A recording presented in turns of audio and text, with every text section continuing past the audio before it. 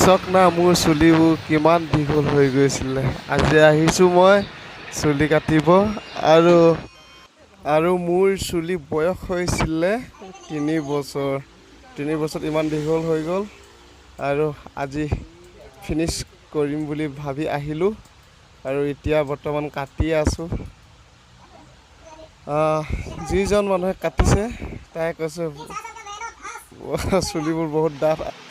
আজি বেয়াও লাগিছে অৱশ্যে, ইমান বছৰৰ পৰা চুলি ৰাখি আজি কাটি দিছোঁ। কটাৰ পাছত কেনেকুৱা লাগে আপোনালোকে ক'ব।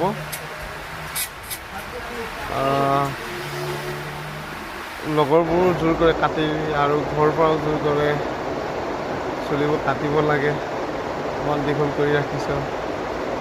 মই কাৰো কথা নুশুনিছিলোঁ বাৰু। আজি অৱশেষত গৰম বেছি, সেইটো কাৰণে কাটিবলগীয়া হ'ল। মই নিজে বাধ্য হৈছোঁ কাটি দিলোঁ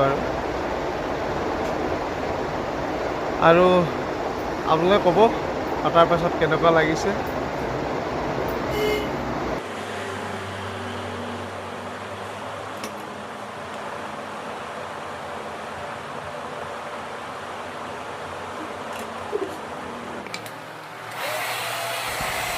আৰামছে আৰু বহুত ধুনীয়াকৈ কাটিছে, ভালকৈ মিলাই কাটি আছে আৰু বহুত ভাল লাগিলে দাদাজনৰ ওচৰত চুলি কাটি। বহুত কষ্ট কৰিছে বাৰু মোক এই চুলিখিনি কাটিবৰ কাৰণে।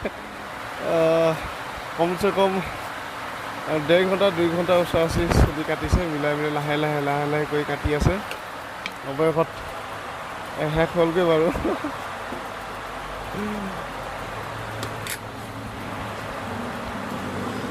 কেনেকুৱা লাগিছে ক'ব, কমেণ্ট কৰি জনাব। আৰু কটা শেষত চাওক কেনেকুৱা লাগিছে এতিয়া চাওক। ভাল লাগিছেনে সঁচাকৈ?